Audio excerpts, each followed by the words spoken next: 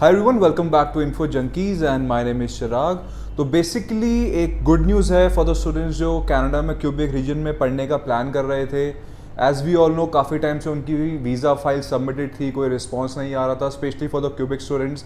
तो अब फाइनली जाके कनाडा गवर्नमेंट ने, कनाडा एम्बेसी ने कुछ लेटर्स इशू करना शुरू किए हैं जीसीकी पोर्टल पे स्टूडेंट्स के लिए, जिसमें कुछ फर्दर रिक्वायरमेंट्स मांगी गई हैं, उनके पोर्टल पे कुछ डॉक्यूमेंटेशन ऐड करने हैं। सो बेसिकली जो लेटर आया है उसमें लिखा है we are seeking documentation on the following information. The very first thing is updated study plan outlining the purpose of your studies. अब इसके अंदर बेसिकली आपकी जो स्टेटमेंट ऑफ पर्पस, जिसको हम बोलते हैं कि आपने क्यों पढ़ने जाना है कनाडा, क्यों आपने उस क्यूबेक के कॉलेज को चूज़ किया, क्या आपका पर्पस है उस पढ़ने का, उस पढ़ाई के बाद आपका फ्यूचर प्लान क्या है, क्या आप कनाडा में सेटल होना चाहते हैं, कनाडा इंडिया में वापस आना चाहते हैं।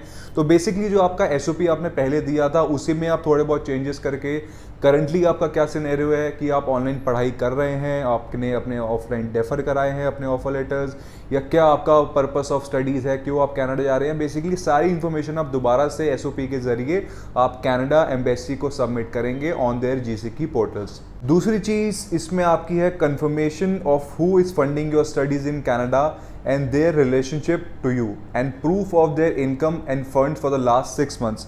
अब बेसिकली इसमें इनकम प्रूफ उन्होंने इसलिए मांगा है ताकि वो ये देखना चाहते हैं कि जो 2 साल का प्रोग्राम लेके जा रहे हैं वो अपनी सोर्स ऑफ फंडिंग कहाँ से करेंगे। इसमें आपकी टेक्निकली 3 साल की ITR और 6 महीने की बैंक स्टेटमेंट, जिसमें जो आप फंड्स दिखाएंगे अपने सेकेंड ईयर तक का, जो कि 7 से 8 लाख तक अप्रॉक्सीमेटली होना चाहिए, that should be 6 months old. ऐसा नहीं होना चाहिए कि आपका 6 महीने की बैंक स्टेटमेंट में आपका 10 दिन पहले जब आपके पास ये टेक्निकली लेटर आया था आपने उसके बाद अपने अकाउंट में 1 लाख 2 लाख करके पैसे जमा शुरू कराए थे कराने के लिए, और अब आपने अपने 8 लाख इकट्ठे करके उसको बैंक स्टेटमेंट को डाल दिया। तो किसी भी टाइप की आपकी इन्वेस्टमेंट्स हैं, LIC पॉलिसीज़ हैं, आपकी फिक्स डिपॉजिट हैं, आप अपना CA सर्टिफिकेट बनवाना चाहते हैं फिक्स प्रॉपर्टीज़ का, 6 महीने की बैंक स्टेटमेंट, अगर आपके पास ओल्ड फंड्स हैं, ITR 3 साल की है, सारी सबमिट होंगी। उन स्टूडेंट्स के लिए जो बेसिकली फाइनेंशियल्स नहीं दिखाना चाहते या नहीं दिखा पा रहे किसी रीज़न की वजह से, लैक ऑफ फंड्स की वजह से, अगर वो अपने किसी रिलेटिव से, किसी नोन में अगर किसी से अपने फंडिंग दिखवा रहे हैं, तो इट इज़ एडवाइजेबल कि आप अपना एक एफिडेविट भी उसके साथ लगाइए कि वो आपको स्पॉन्सर कर रहे हैं। प्लस जो आपने पुरानी GIC और फीस अपने फर्स्ट ईयर की पे कर रखी है वो दोनों रिसिप्ट इसके साथ में लगाइए, और SOB में ये मेंशन कीजिए कि as you have already paid your first year of fees, आपने GIC भी पे किया हुआ है, तो सेकेंड ईयर का जो आपका टेक्निकली जो फंडिंग है वो आपकी जो आप नए इनकम स्टेटमेंट या बैंक स्टेटमेंट या ITRs लगा रहे हैं वहाँ से फंड होने वाली है। तो तीसरा इसमें पॉइंट आपका बड़ा टेक्निकल सा आया है, जो बहुत ही कम केसेस में हमने देखा है कि एम्बेसी ने कभी ये पॉइंट रेस किया हो। Third point says that confirmation of whether you are or have been represented either by a designated individual or paid representative, and if so have you submitted a completed form। अब इसमें basically आपको कुछ करने की ज़रूरत नहीं है, आपकी जो एजेंसी है वो इस फॉर्म को भर के, अगर वो पेड रिप्रेजेंटेटिव हैं तो उसमें कुछ सेक्शंस होते हैं A, C और D, और अगर वो नॉन पेड रिप्रेजेंटेटिव हैं तो A, B और D, ये 3 सेक्शन में बेसिकली आपके IMM 5475 और IMM 5476 फॉर्म में। इसमें स्टूडेंट को कुछ ज़्यादा टेंशन या हेक्टिक लेने की ज़रूरत नहीं है दिमाग में कि इसमें क्या फॉर्म्स भरने हैं, ये आपके एजेंट का काम है, they will take care of it. Technically अगर आपने अपनी ऑनलाइन पढ़ाई शुरू कर दी है तो आपका जो पुराना ऑफर लेटर था, आपका CEQ था, आपका एनरोलमेंट लेटर की आप अभी ऑनलाइन स्टडीज़ में एनरोल्ड हैं, ये आप कॉलेज से इशू कराइए। आपके जो ट्रांसक्रिप्ट जो आपके सेमेस्टर वाइज पेपर हुए हैं उसके ट्रांसक्रिप्ट आप इशू कराइए, ये सारी चीज़ें आप अपलोड कीजिए। फंडिंग रिक्वायरमेंट्स आप अपलोड कीजिए।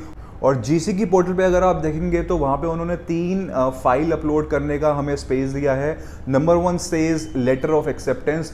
अगर आपकी पुरानी लेटर ऑफ एक्सेप्टेंस में आपने पढ़ाई शुरू कर दी है तो आप एनरोलमेंट लेटर, ट्रांसक्रिप्ट वगैरह इसमें इशू कर सकते हैं। अगर आपने डेफर कराए हैं अपने ऑफर लेटर्स तो आपका नया ऑफर लेटर मे बी वो May 21 का है या September 21 इनटेक का है, वो इसमें जाएगा। Second point just say replacement required, इसमें आप अपनी स्टेटमेंट ऑफ पर्पस और अपना फाइनेंशियल रिक्वायरमेंट और कोई भी चीज़ आप जो डालना चाहते हैं जिसमें 3 साल की ITR, फाइनेंशियल्स वगैरह सारी SOPs वगैरह इस सेक्शन में जाएंगी।